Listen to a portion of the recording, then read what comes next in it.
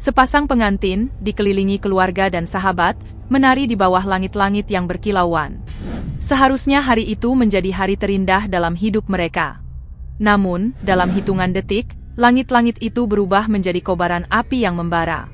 Jeritan memenuhi udara, sementara malam perayaan berujung pada pemakaman massal selama berhari-hari.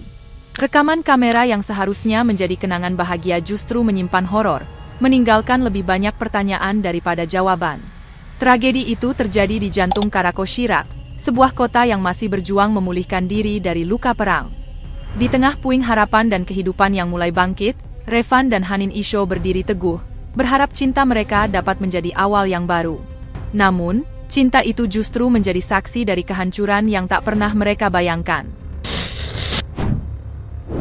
Hari pernikahan Revan dan Hanin direncanakan dengan penuh kebahagiaan. Mereka mengundang hampir 1.000 tamu, keluarga, sahabat, dan tetangga, ke gedung pernikahan Al-Hitham, sebuah gedung serbaguna di pinggiran kota. Bagi banyak orang, pesta itu bukan hanya perayaan cinta, tapi juga lambang kebangkitan setelah masa kelam. Aula pernikahan malam itu penuh sesak, jauh melampaui kapasitas gedung. Namun tak ada yang mengeluh. Musik mengalun lembut, lampu-lampu meredup, dan kedua mempelai melangkah ke tengah panggung. Hanin mengenakan gaun putih yang berkilau di bawah cahaya lampu, sementara Revan memandangnya dengan penuh cinta. Ketika mereka mulai menari, seluruh ruangan terpana. Momen itu terasa sempurna, seolah semua luka dunia berhenti sejenak. Untuk menandai tarian pertama mereka, kembang api dalam ruangan dinyalakan. Mesin-mesin kecil di lantai dansa memancarkan percikan emas ke langit-langit, menciptakan efek visual yang memesona. Orang-orang bersorak, mengangkat ponsel mereka, mengabadikan momen yang terasa magis. Namun, di balik keindahan itu, bencana sedang menunggu waktunya. Tak seorang pun memperhatikan bahwa percikan api itu melayang terlalu dekat ke kain dekoratif dan ornamen plastik yang menggantung di langit-langit. Dekorasi murah yang tampak indah itu, nyatanya, mudah terbakar.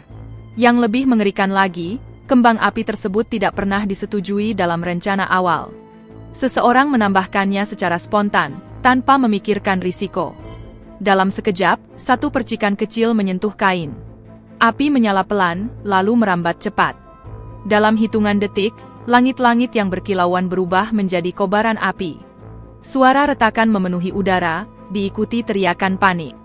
Kain yang terbakar dan plastik meleleh mulai jatuh, menetes ke arah tamu di bawahnya. Panik melanda seluruh ruangan.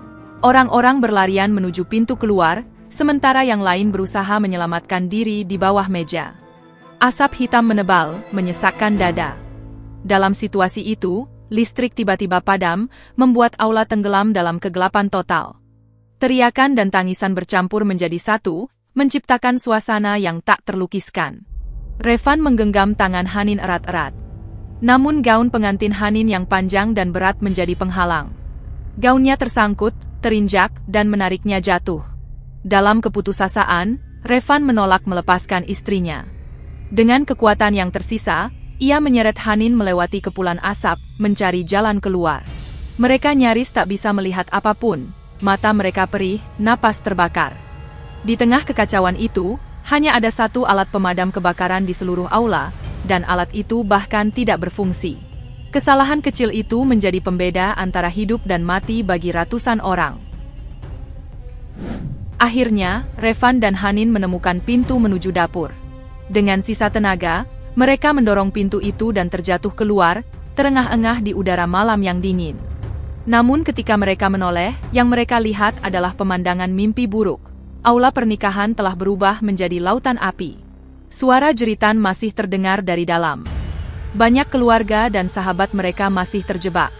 Orang-orang di luar mencoba membantu, tapi panas yang menyengat membuat siapapun yang mendekat segera mundur. Beberapa saksi mata menggambarkan bagaimana para tamu terjebak di dekat pintu keluar, tertindih oleh gelombang manusia yang berdesakan untuk keluar. Ketika semua upaya gagal, sekelompok pria nekat menggunakan buldoser dari lokasi terdekat untuk menjebol dinding gedung. Mereka berharap bisa membuka jalan baru bagi korban di dalam. Namun niat baik itu justru memperburuk keadaan. Saat dinding roboh, aliran oksigen segar masuk dan membuat api berkobar lebih besar. Dalam hitungan menit, gedung itu benar-benar musnah di lahap api. Keesokan harinya, langit Karakol Shirak dipenuhi asap kelabu. Bau hangus plastik dan kain masih terasa di udara. Di luar rumah sakit distrik Hamdania, ratusan keluarga berkumpul, menunggu kabar dari orang-orang yang mereka cintai. Ambulans datang silih berganti, membawa korban, hidup dan mati. Namun bagi banyak orang, kabar baik tak pernah datang. Beberapa keluarga kehilangan seluruh anggotanya dalam satu malam. Seorang pria yang menghadiri pernikahan bersama istri, anak-anak, dan ibunya kini berdiri sendirian. Semua yang ia cintai telah tiada. Dalam satu pesta yang seharusnya membawa kebahagiaan, seluruh garis keturunan bisa musnah begitu saja. Tragedi di Al-Hitham Wedding Hall bukan sekadar kecelakaan. Ia adalah hasil dari kelalaian berlapis, dari pelanggaran kapasitas gedung, bahan dekorasi mudah terbakar, hingga kurangnya alat keselamatan dasar. Namun di balik semua itu, tragedi ini menunjukkan sesuatu yang lebih dalam, rapuhnya hidup manusia di hadapan kesalahan kecil dan keputusan sembrono. Pemerintah setempat kemudian berjanji akan melakukan penyelidikan mendalam. Mereka menahan pemilik gedung dan penyelenggara acara untuk dimintai pertanggungjawaban. Namun bagi keluarga korban, tak ada keadilan yang cukup untuk menggantikan kehilangan mereka. Revan dan Hanin menjadi simbol dari tragedi ini, bukan hanya sebagai korban yang selamat, tetapi sebagai pengingat akan betapa cepatnya kebahagiaan bisa berubah menjadi duka. Dalam wawancara singkat beberapa hari kemudian, Revan hanya mampu berkata lirih, "Kami datang untuk menari, bukan untuk kehilangan semua yang kami cintai." Kata-kata itu menggema di seluruh negeri. Tragedi itu menjadi pelajaran pahit bagi banyak orang, tentang pentingnya keselamatan, tanggung jawab, dan kewaspadaan. Namun di balik abu dan air mata, ada satu hal yang tetap bertahan, cinta yang mencoba hidup meski dunia di sekelilingnya telah terbakar. Bagi pasangan pengantin baru itu, rasa sakitnya tak tertahankan. Dalam semalam, seluruh dunia mereka lenyap. Revan kehilangan 15 anggota keluarga, sementara Hanin kehilangan lebih banyak lagi. Ibunya, 3 saudara laki-lakinya, semua pamannya, serta beberapa sepupunya.